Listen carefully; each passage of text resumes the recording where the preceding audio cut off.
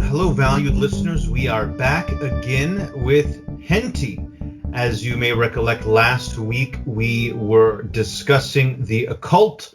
Today we will actually be discussing South African politics with Hentie. But first, we are going to talk a little bit about a statement that Hentie made last time during our Blitz question round. He has a clarification now for his infamous HA remark that we will begin with before we start talking about South African politics. So, Hentie, are you there? Yes, I'm here. Okay, so what would you like to tell us about the comment? Yes, first of all, I mean, the comment that I made about Hitler was in no way an endorsement or in any way condone what happened during World War II, the loss of lives, combatants, both combatants and non-combatants, and of course the Holocaust. In no way condones or endorses that. And of course, in no way condones the fact that World War II happened in the first place, like I said. And like I said, again, the loss of lives, both combatants and non-combatants, of course, the innocent lives lost during the Holocaust. And the only thing that I want to point out is that before Hitler went quote unquote crazy, like when he invaded Czechoslovakia, for example, or Poland, which basically started, which was a springboard for World War II. And then, of course, the huge blunder of invading Russia, which is a totally different discussion for a different day. But other than that, it's just the tactical. What I do admire about Hitler was the fact that if we take into account the fact that after World War I, Germany was in shambles. Germany was literally impoverished, and to the point where certain people would actually go into prostitution. And there are quite a bit of resources online about this. And Hitler wanted to eradicate that, and he wanted to regain the integrity and the honor of the German people and of the country as a whole. And by enacting certain policies and certain mandates, as you know, certain mandates, he actually truncated most of these vices that we correlate with or that we associate with severely impoverished nations. And that's what he did. So turning Germany Very from admirable. a severe impoverished state into what do we call it, a relatively industrialized and relatively prosperous state. So, and that's the only thing that's the only thing that's admirable. And so many people think, but because he's evil, you can't compartmentalize different aspects of what he did, but actually you can. And I think we will discuss this when we talk about apartheid South Africa, is the compartmentalization of that, believe it or not, evil people can do good things. Right. So that's a very excellent statement. Wow, you really sounded like you knew exactly what you wanted to say, and thank you so much for that. Before I turn it over to Brandon to start us on our venture into South African politics, just for our audience, I would like to, I'd like to first state that we did say it last time, Hentie is actually of Afrikaans descent or Afrikaner descent. So, this is a perspective that might be a little bit unique.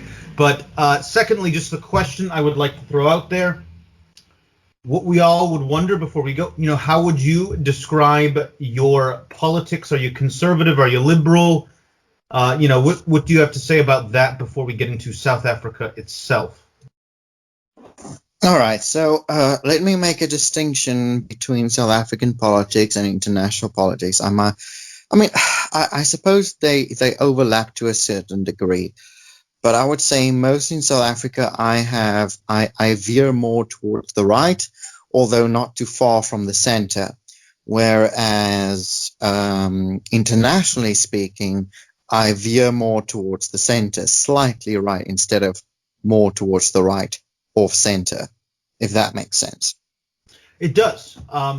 And usually, we'd associate centrism with something that might be a little bit boring, but based on your ability to discuss the nuances of Hitler, I would say that you are a good fit here at, Dulce Periculum, love of danger, or sweet danger. So, thank you very much for that. My pleasure. Okay, I guess I'll jump in here. And so I'd like to kind of take us back to around the time when you were born. So as we discussed before the episode, technically apartheid ended in, 91, but you said it kind of really ended in 89. So this was all about the time you were born. So I guess you technically didn't have any real experiences since you were a newborn baby under apartheid. But what was it like growing up under, this new state that was formed? Apartheid had ended. Can you kind of share what the climate was like, what the political situations were like? What was it like going to school? What did people say? Was there a lot of racism in the air still? Or, were people kind of trying to, turn over a new leaf and say, this is a new South Africa? What was it like growing up, I guess, in the 90s for you? Yeah, I mean, in the 90s, I must admit, the 90s were a fantastic era in my personal view. Here in South Africa, I remembered, I don't necessarily condone the practice, but I remembered watching the series Charmed, three witches fighting evil. Oh, the irony in that. But anyway, and then doing all these things to fight evil and then promote good and all that. And I remember that retro video games were the thing, and lots of nostalgia there. In the public school system, at least the school where I went to in the northern suburbs of Cape Town, there was racism, but not as acute as you might imagine.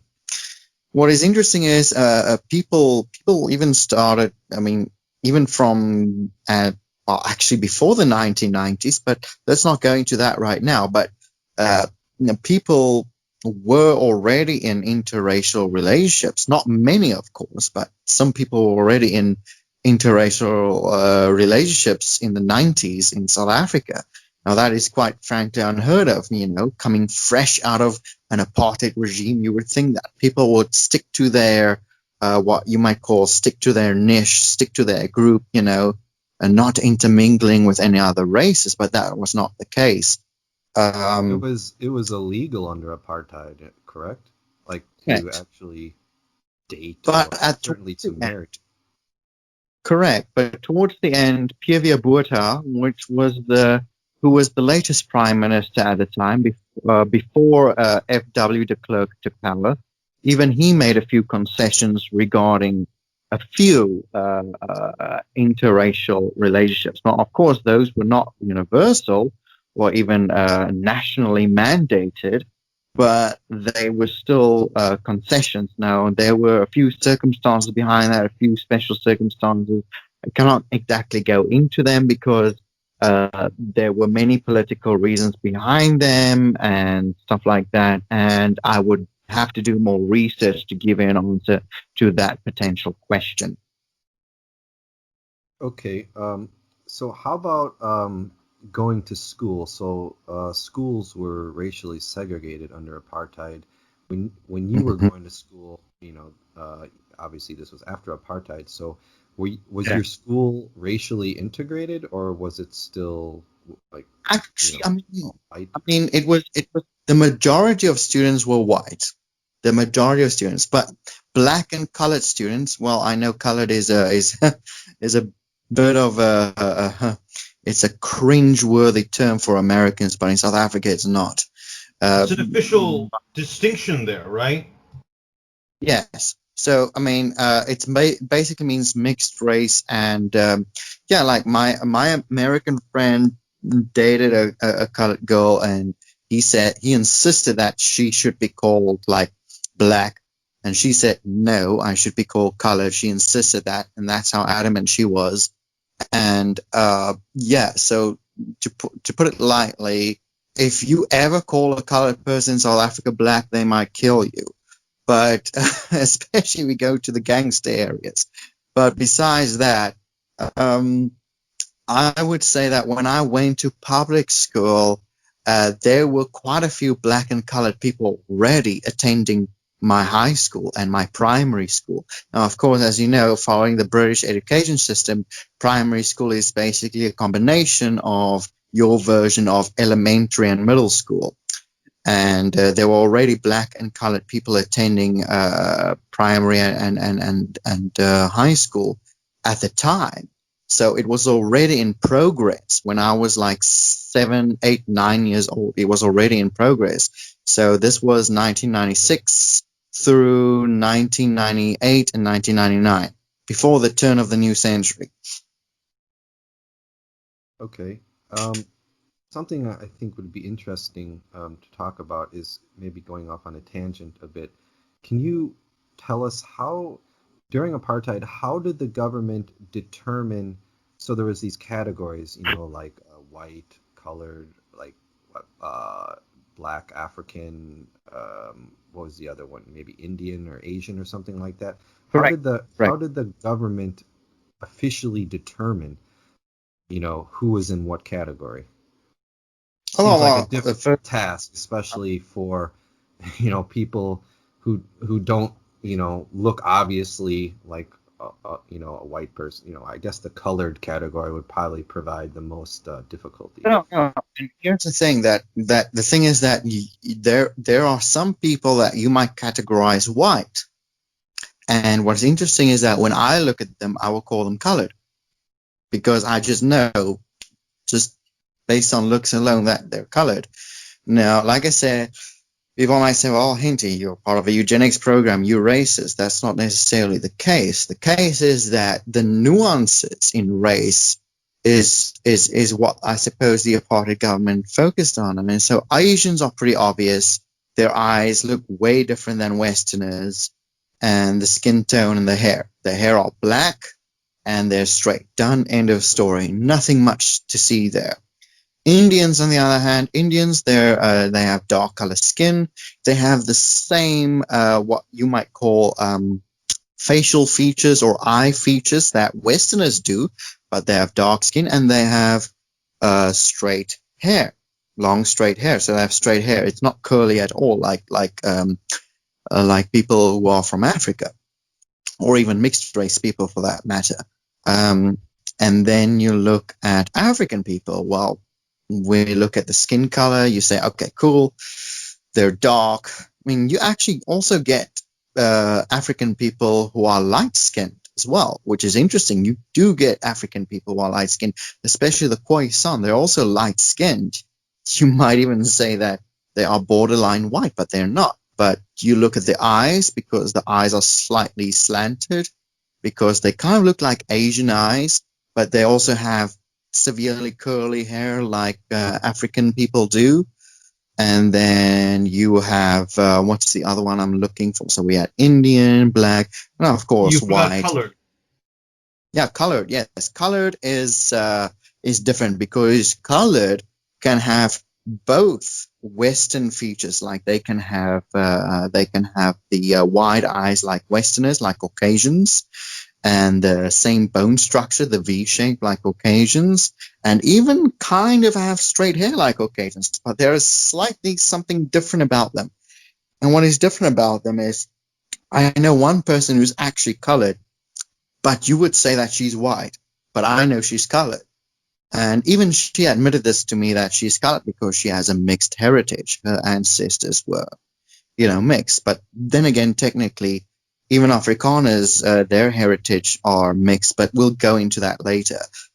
The point what I'm trying to make is that you can see, for example, in their eyes, especially in the mouth and the nose gives it away.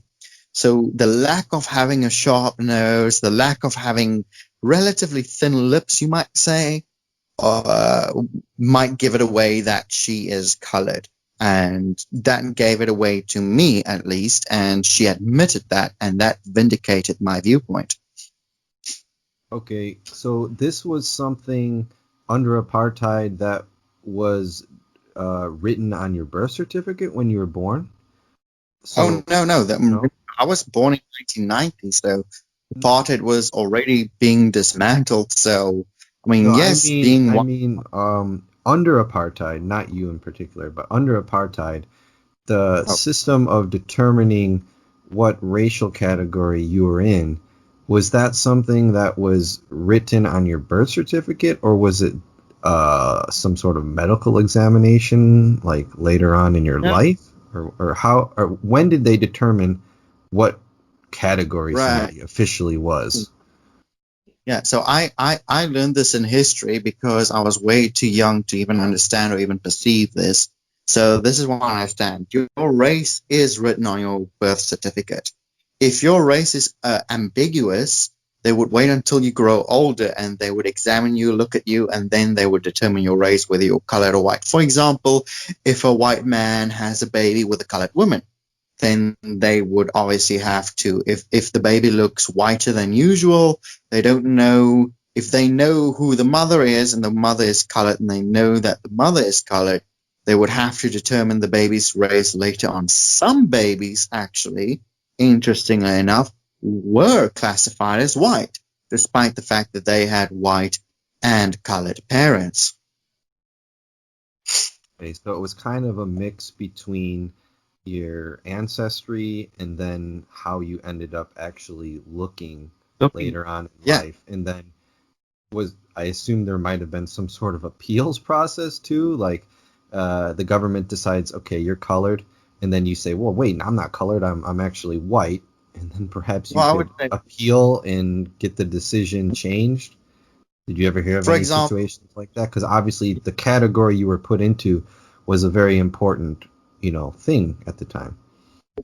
correct. And I would say that based on what my father and grandfather told me, and based on what I learned in history class, is that there were a few people, not many of them could do this, but a few people who had power. And I would say, like, for example, let's just say a colored, or they had a black guy, a father, or a black mother, or whoever, who, they were mostly men because it was apartheid, who were in the apartheid military, and they had a high rank. If they had a high rank, they could potentially pull some strings and say, okay, well, your dad, he fought hard, he's a general, or he's a whatever, not a general, but maybe a sergeant major or something, some kind of high ranking official. He proved his worth. We could look the other way and say, well, you are technically colored, but for all intents and purposes, since you look kind of white, we might as well say you're white. Yeah, it's very interesting. Verb, you want to jump in? I was actually wondering, was your school English speaking or Afrikaans speaking, and how does, say, language education work in the Rainbow Nation? Are there schools that are, done in Afrikaans or Zulu, etc., or is everything done in English? Actually, in my school at least, there are schools that are trilingual for all intents and purposes. You'll be surprised to know. But nowadays, at least, but when I went to school, it was almost bilingual. It was almost completely bilingual. So, for example, first of all, if your home language, now remember, your parents would submit a form to the high school, and they would fill in the forms, giving their names, race, yada yada, age, etc., etc., and home language, right? And so based on that, you would be placed in, for example, in my case, I went to an Afrikaans school, or at least I attended Afrikaans classes within the school I went to. Up until, now obviously we learned English, we were taught English, but it was as a second language. And then in high school, when you were given a choice from grade 10. So in primary school, we have grade 1 to 7. Obviously, you have pre-primary. Pre-primary is basically what you might call kindergarten. So that's pre-primary. And then we've got high school. High school is from grade 8 all the way to 12 when you graduate high school. So that's 5 years right there. And in grade 10, you choose your own subjects and you choose whether or not you want to take English as a first language subject. Even second language, even non-native English speakers like Afrikaners, like even non-English speakers like Afrikaners could choose English as a first language subject. But up until that point, they had English as a second language subject. And there's nothing wrong with the second language subject. There's nothing wrong with that. They taught you grammar and everything, but they just go into more detail, like say Shakespeare, etc., right? But up until that point, if you were Afrikaner and your parents said, yep, he's Afrikaans, you would enter that school and your classes, at least your English classes, would be second language classes. So they would be, so English would be a second language class up until the point you reach grade 10, where you can make your own decisions. You can actually choose both Afrikaans at grade 10 before you enter grade 10 at least. So at the end of grade 9, you choose what subjects you want to take for grade 10, 11, and 12. So from 10 through 12. And you can choose if you want of both Afrikaans and English to be taught to you as a first language subject.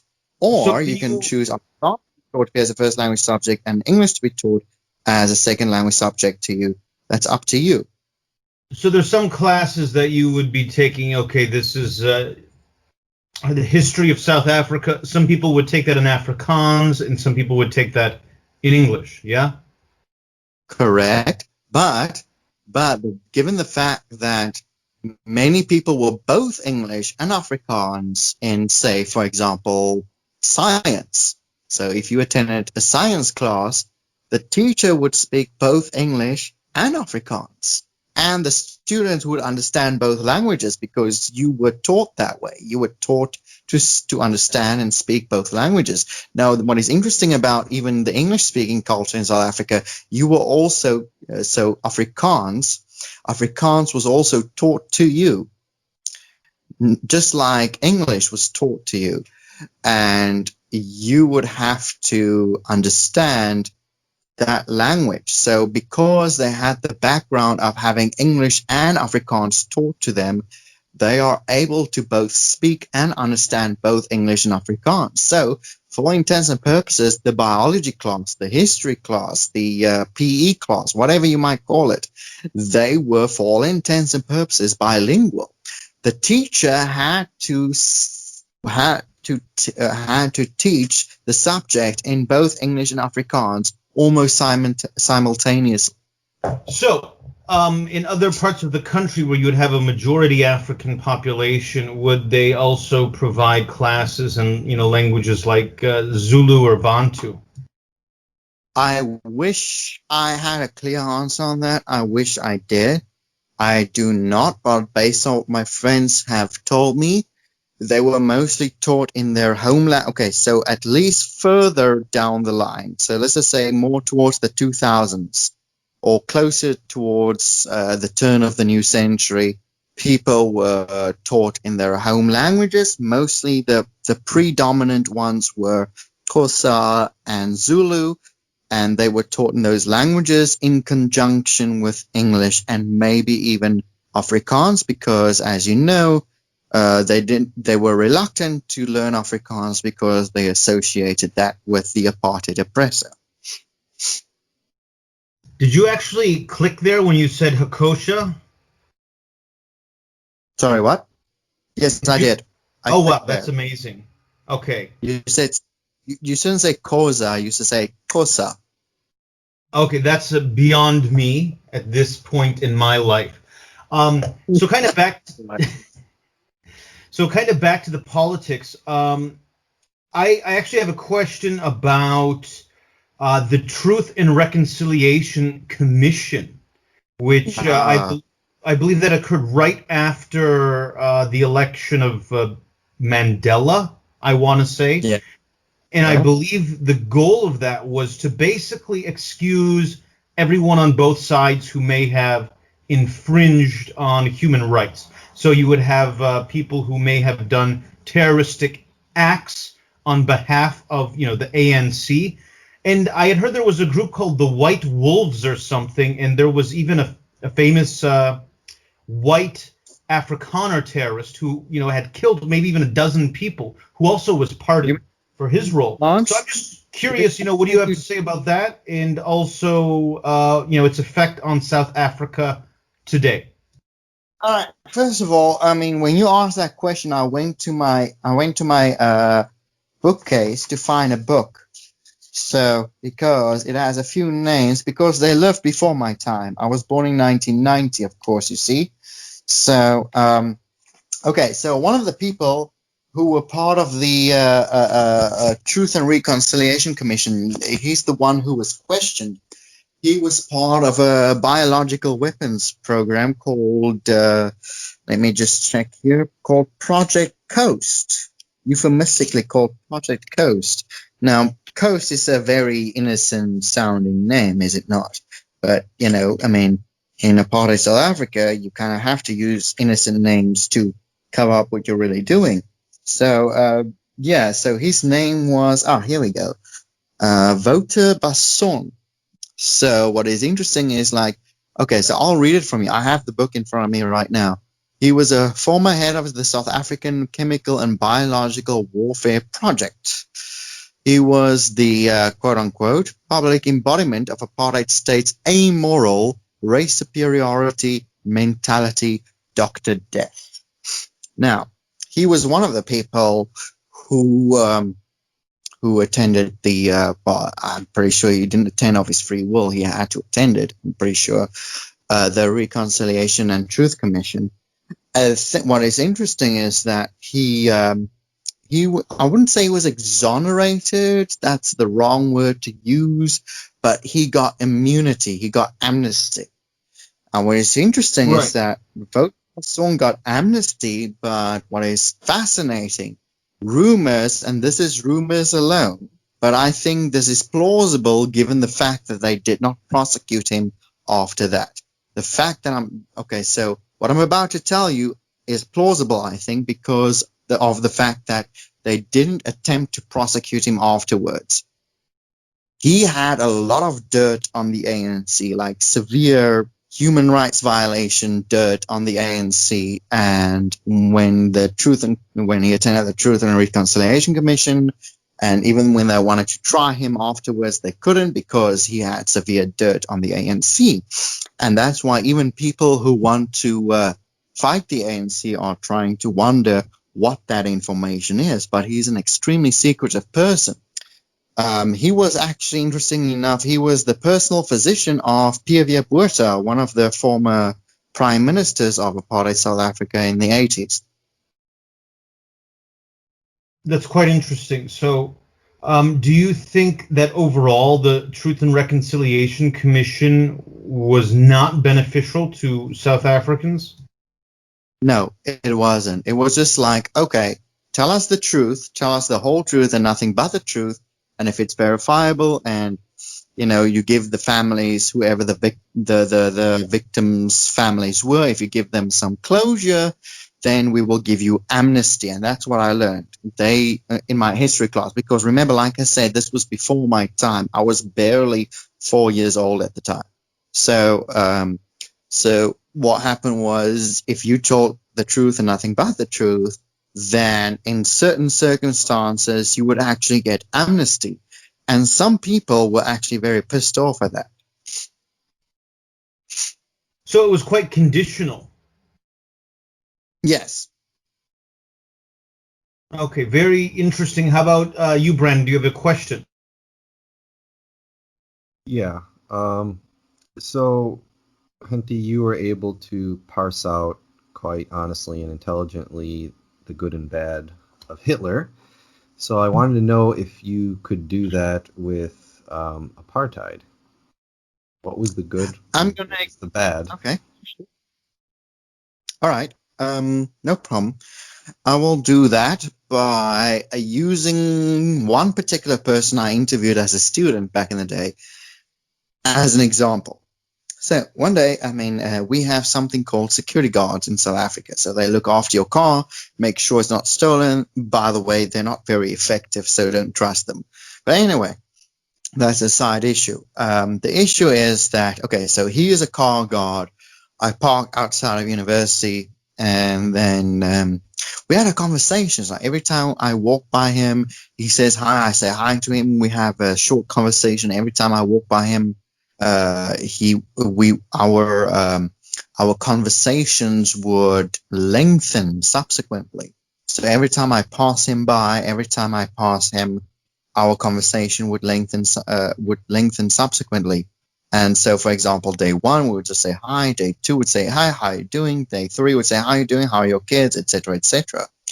So yeah, every time we just exchange politeness and everything. And one day I had a question and I couldn't help myself. But I mean, I don't know how or why. I can't remember how or why, but I remember asking him because I was born in 1990. I'm kind of like in this, what you might call, I'm part of this transitional generation of between apartheid and non-apartheid generation. So I kind of get the feeling that my generation is like Switzerland. We neither Nazis nor allies, so we have full right and mandate to ask anyone any question we want, right? Because, I mean, I had no knowledge of apartheid. I didn't live in apartheid. So I asked him, tell me about apartheid. And he just blurted out of my mouth, tell me about apartheid.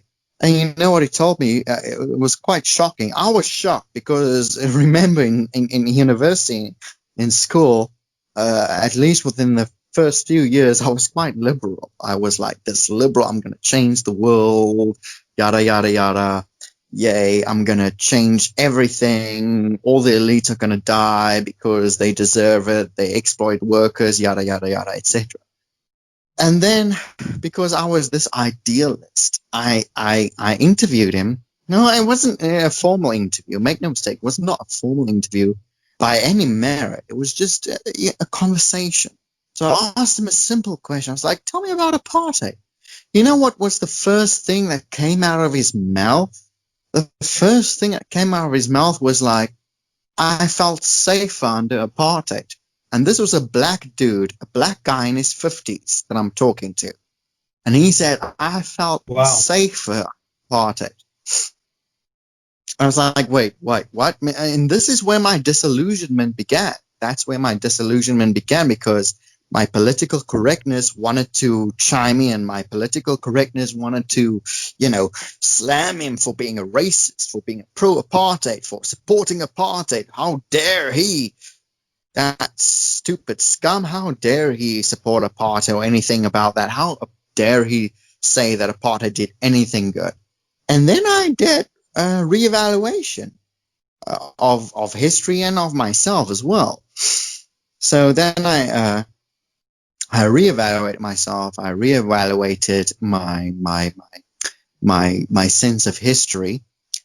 So my reevaluation of history and myself yielded the following results. And like I said before, evil people can, believe it or not, do good things. Now, whether or not their motives are pure or whether or not they have an ulterior motive is not the point. The point is they still do good things regardless of what their motives are. Now, of course, we both know any cynic might agree that their motives might be impure. They have ulterior motives. And that is true to a large degree. But that does not negate the good act in and of itself. So, And then I did and then I interviewed other people, and then I tried to talk to other people, and then I tried to research apartheid South Africa and what people perceived it to be. What is interesting is the Bantu people who mostly black people who received education. They received education which is quite valuable in our society today, and you have to appreciate the irony in that they received what we called trade skills, like welding, plumbing, construction work, etc., right? That's what we call trade skills. Now, those are very useful skills because if people don't have any useful intellectual skills in the future, trade skills are still very much valued. And that I found interesting. Like, oh, well, that's pretty useful, actually. And then I went further and I'm like, okay, these people actually got textbooks and they got it on time, punctually.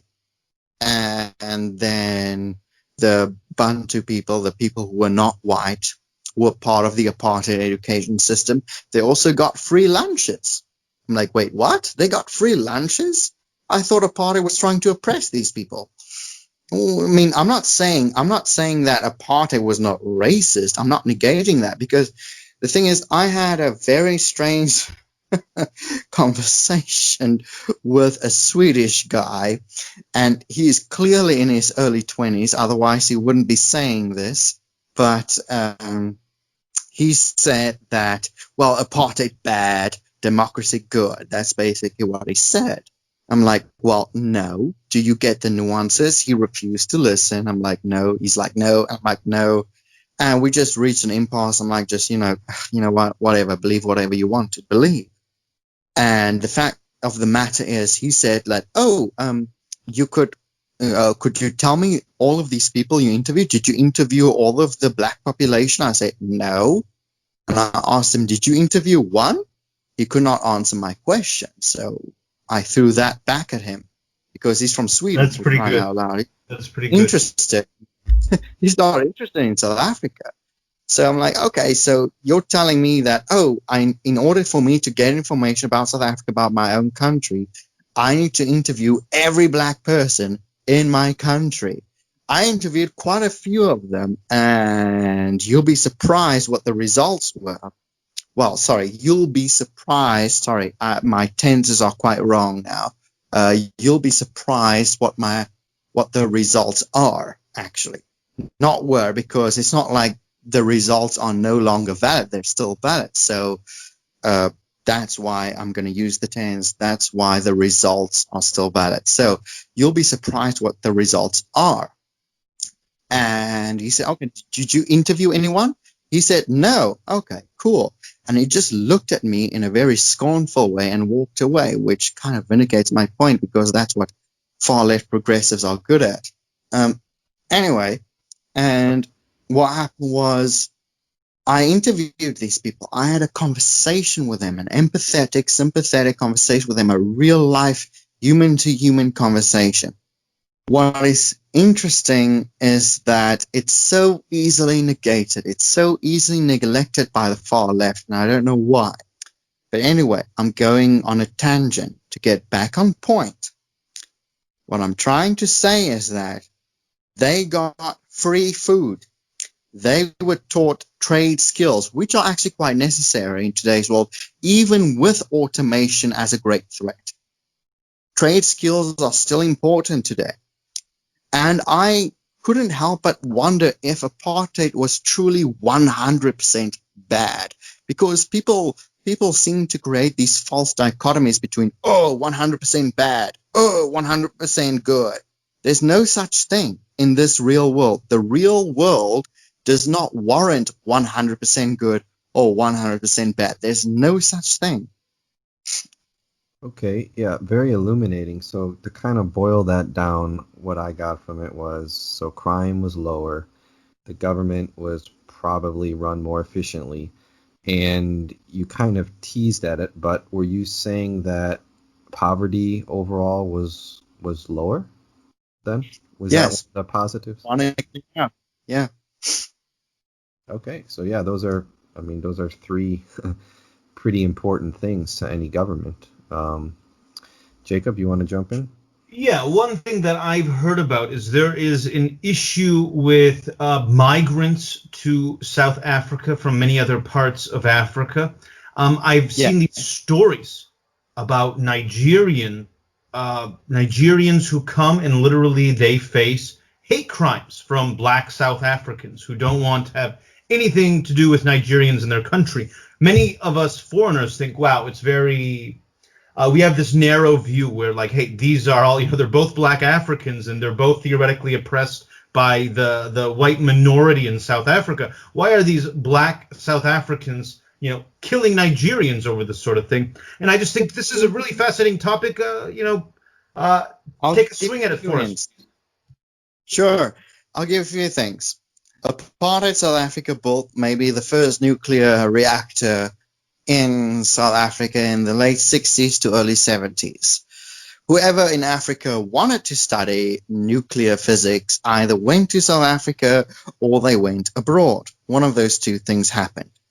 Number two, South Africa was pretty well run, and if I'm not mistaken, based on what my father and grandfather told me and other people, and as well as doing my own research, the rand was almost equal to the dollar. So we had that. And basically, we were the America of Africa, for intents and purposes. Let's call it that. We were the America of Africa. Zimbabweans would go to South Africa. Not so much Namibia. Namibia is like the Canada of Africa. But anyway, we'll get into that later or a different episode, doesn't matter. But other than that, other countries like Zambia, Cape d'Ivoire, what's the other one? Mozambique and all those, they would come to South Africa because there are more opportunities. And South Africa, I think even to this day, is still the most industrialized country on the continent. And I think that the people who were in South Africa for the longest period of time, say maybe 2 or 3 generations, feel like they are being robbed of their opportunities because these newcomers are either exploiting new opportunities or creating new opportunities or doing something that might otherwise take away their opportunities or opportunities that they might have or opportunities that they might be able to create themselves. So xenophobia, basically. Sure. So, are the Nigerians and some of these other immigrant groups, they tend to be successful in South Africa?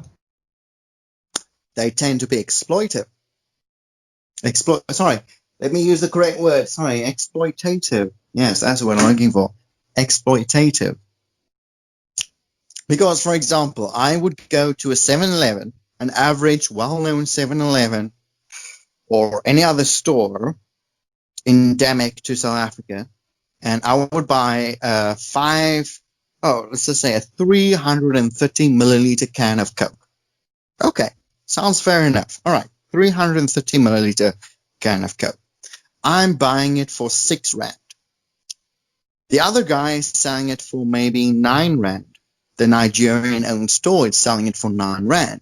What is interesting is I went to one of these stores. They sell it for 9 rand, right? So take this into account.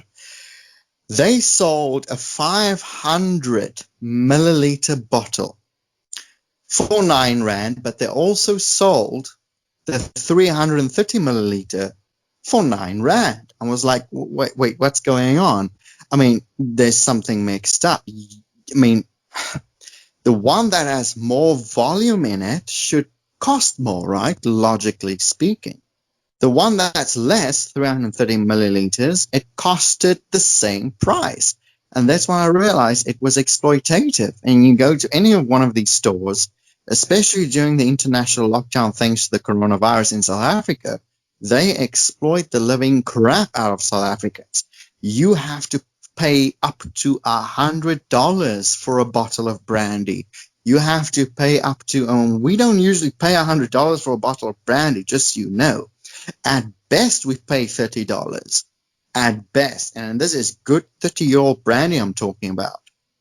Now, cigarettes as well, same thing. And these, what we call shebeens. Shebeens are these illegal shops that sell alcohol and cigarettes illegally, they're usually run by foreigners, Kenyans, Nigerians, whatever you want to call them. I mean, yes, some of them are not run by Kenyans and Nigerians. Some of them are run by local people because they have realized the lucrativeness of those exploits themselves. But other than that, they were mostly Nigerians and Kenyans. Now, I'm not trying to sound xenophobic, but those are just the facts. Very interesting. Thank you. Do you have another question, Brandon? Yeah, I was wondering if you could answer, Hentie, about who do you feel is really native South African? I know it's a lot more complicated question than people might just think off the bat, because many white people even have lived in South Africa longer than a black African. Some, And it correct, actually, correct. from what I understand, it's a very complicated situation to determine who actually is Because native. they don't want to admit it. Yeah, So what are they your were thoughts because. on that? Okay, here's the thing. From what I understand, is that it depends on your metric. If the metric is the people who are endemic to the country, to the region, that will be the Khoisan, unequivocally the Khoisan. So if we have to go according to that metric, then everyone, apart from those who are descendant from the Khoisans, should be kicked out of the country. Based on that metric and based on that metric alone. White people, black people, everyone who arrived, like, say, after, say, 10,000 AD or whatever, anyone who is not endemic to the Southern African region should be kicked out, or anyone who is not a descendant of the Khoisan should be kicked out based on that metric. So that's one metric. Another metric Let me is butt in if for a you have, second. What percentage of the country is Khoisan? okay, if you're talking about pure Khoisan, maybe 1% if you're lucky. All right, go ahead. And they're Sorry. truly minority. Yeah, go ahead. So they're the minority. So based on those numbers, that means that the whole country, the whole Southern Africa, actually, including Namibia, including Botswana, including maybe parts of Zimbabwe and the southern parts of Mozambique, should belong to the Khoisan. But they don't, because even though those people, ancestrally speaking, have roamed the regions for tens of thousands of years before 10,000 AD, you would think that, that whole region should belong to them based on the metric of, oh, these are the people that roamed the country first or the region first. But no, there's another metric. The other metric is people who have been in the country for a few generations, more than just a few generations. So in my family came from Scotland. My mother's family came from France. My mother's ancestors came from France. My dad's side, they came from Scotland, and they came as early as the late 1600s and early 1700s.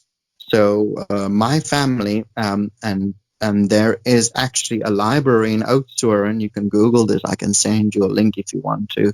There is a public library in Oudtshoorn that there are certain libraries that have your ancestral tree, and they have mine, the Annandale family. And what's interesting is that my family has been in South Africa for 9 generations. So that's quite a few years, actually.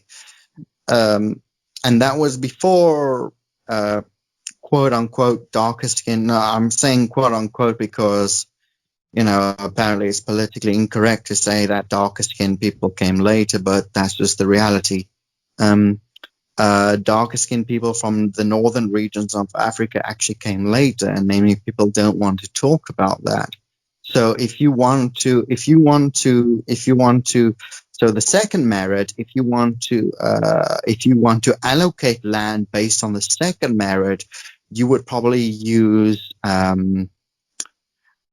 suppose you could say you should use what I might call ancestral longevity as a merit. Ancestral longevity, how long your ancestors were in a particular region for a particular time. So my ancestors, for example, in my case, were in South Africa since 9 generations ago, and that's at least over 300 years ago. So less than 400, definitely more than 300 years ago. And so based on that merit, people who arrived in South Africa, or people from Northern Africa who arrived in South Africa 3 or 4 generations ago, should not get the land, but I should get the land based on that merit alone. If the merit is the family or the people who are there the longest, my family should be the first people who are eligible. Yeah, so kind of building off of that, then can you just talk about land reform? Like, what do you think it's feasible? Is it just a crazy idea? Should it even No, try it's to not be done? feasible. Sorry, it's not feasible because it's basically exactly what Robert Mugabe did, just north of us. He did the exact same thing. And by the way, we created memes about this on Facebook in South Africa, saying, "Well, do we want Zimbabwe round 2?" Now, this is a bit satirical, but it literally is that. Do we want to create a Zimbabwe round 2? And maybe people are like, oh, well, that's not politically correct to say. Well, I don't care about political correctness. Either way, the point I'm trying to make is that Robert Mugabe did exactly what the ANC government is trying to do now, and he failed miserably. And I will quote from one of the books that I have here that Zimbabwe was the food basket of Africa.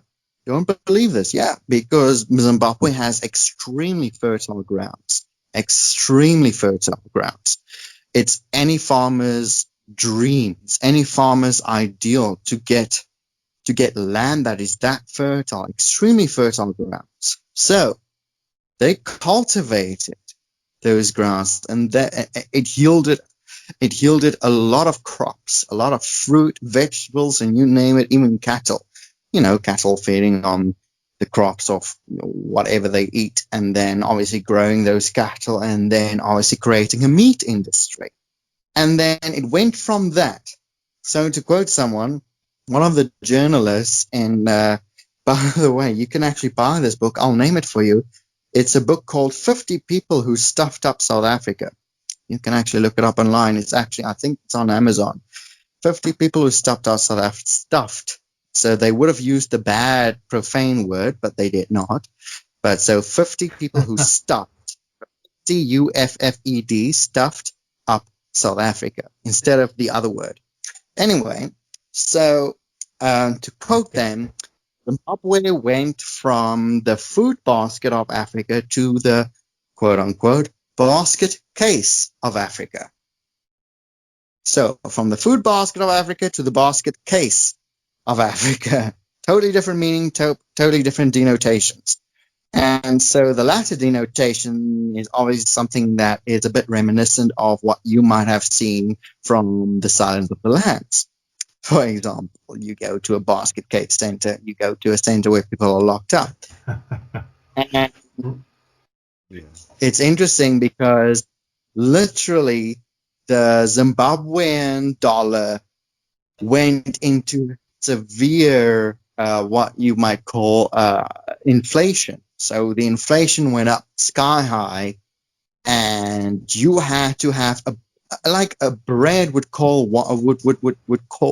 cost 1 billion Zim dollars, and you wonder why Zimbabweans fled to South Africa. Like I said, South Africa is the America of Africa. It is. It still is today. There's no other country as developed as South Africa.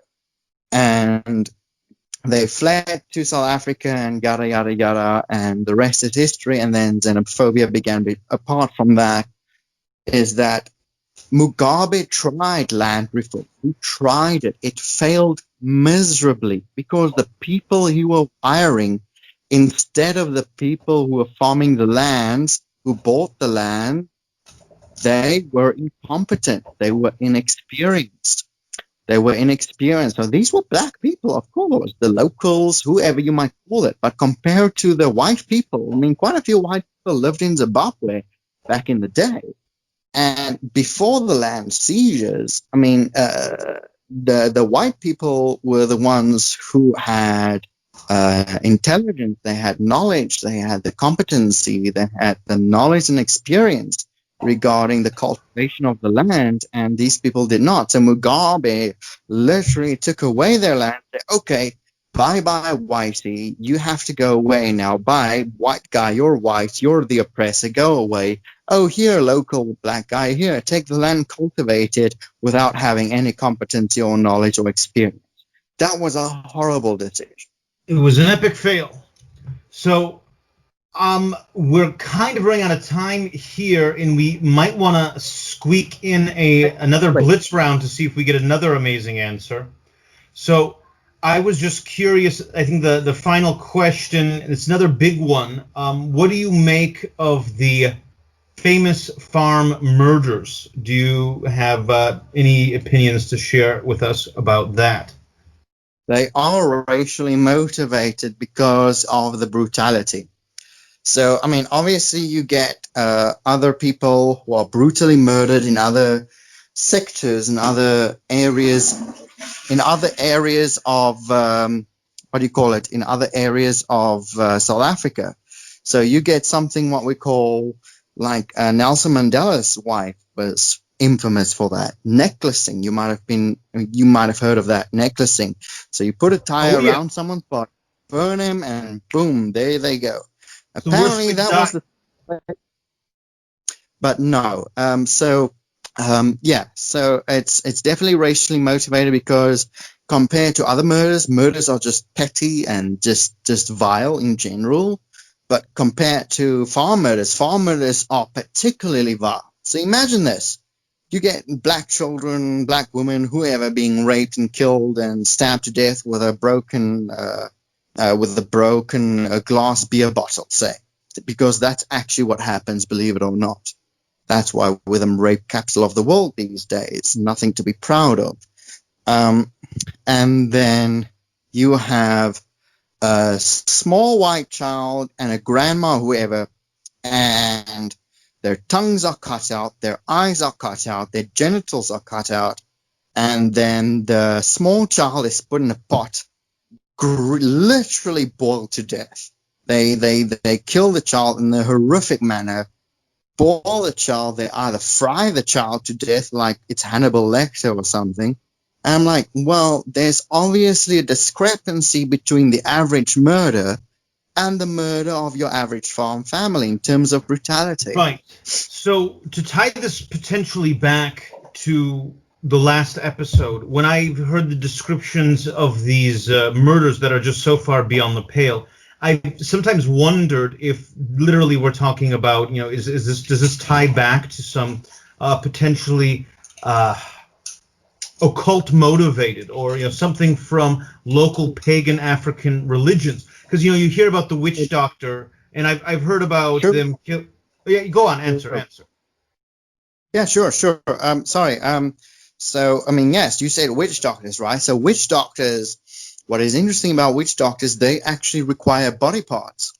So that's actually a form of cannibalism, which is very not so civilized, actually. But in my opinion, you're a big traitor of humanity if you do consume another human being. But anyway, the point being is that, yes, they require body parts. They even cut off the balls of young boys to brew in their whatever boy is kidnapped at the time, and the witch doctor has enough money to pay for it, and they will pay for it, and then they will get the balls of the boy to put it in not so polite manners, but that's the reality. People have to deal with it, like I said. I'm not a fan of political correctness. I love facts and reality, and we have to get our heads out of the sand and Yeah, so then they would sell So it it's as a a factor, potion you think? for someone to get an erection, for someone to get married, for someone to be financially successful, etc. That's really amazing. Brandon, would you like to throw in a last question? Then maybe we can do a really impromptu blitz round. Yeah, sure. I was just wondering, what do you think about the idea? I know it's a very radical idea, but the idea that white South Africans should just leave South Africa, leave it to the black Africans, and it would solve well, obviously not solve the problems in the country. I think we know that, but it would solve the land issues that they're dealing with now. You can just give your land away and move away to other countries like Australia or wherever. Is this something that you think is eventually going to have to happen? Is it a good idea for white people?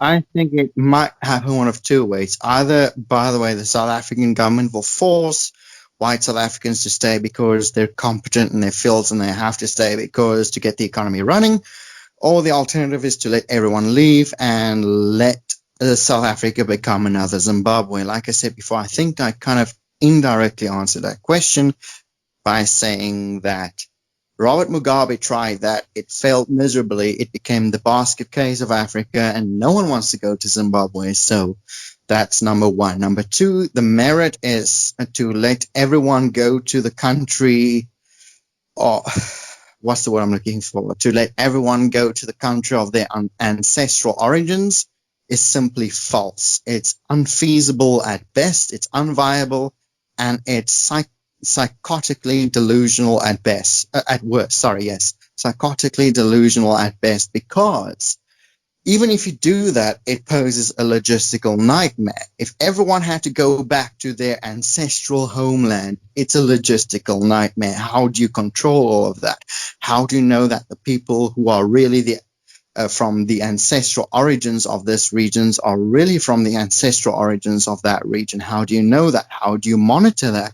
How do you regulate that? That's a nightmare in of itself. So if you had to take into account this as some kind of universal method that South Africa's problems and all the oppressed countries, their problems will be solved if just all the oppressors or their descendants would just move back to the countries of their ancestors, I have this to say: why don't you move back from Europe? Why don't you move back from America? African Americans, go back to Africa. European Africans, go back to Africa. Russian Africans, go back to Africa. Why don't you? And by the way, this is a logistical nightmare that nobody can solve. And that logic is what will cause chaos. I think it's also worth noting that this is definitely not a new idea. In the 19th century, we set up that colony that would later become the country of Liberia. And the descendants of the modern American slaves there are still fully in charge. And it's a completely backwards society where, it didn't solve anything. It just made another part of Africa worse. It did. You're right.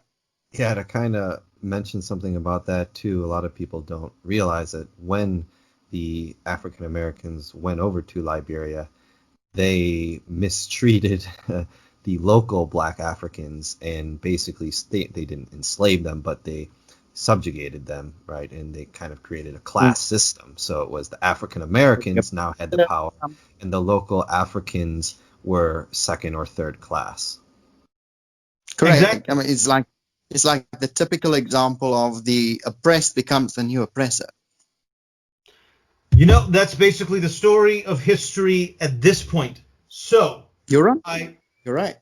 Yeah. This has been very illuminating as usual. And so let's just end with some kind of fun questions and maybe some zany ones in a blitz round. Don't think too long, and we'll lay it right on you. Okay. Okay. So, all right. So first question. I'm just going to say a name, and you tell me what you think of them. Die Antwoord. Lazy. Okay, Nelson Mandela. Horrible yet inspiring. Wow. Well, maybe we'll have to have you back to unpack that one. Here's just a regular question. What is the national dish of South Africa?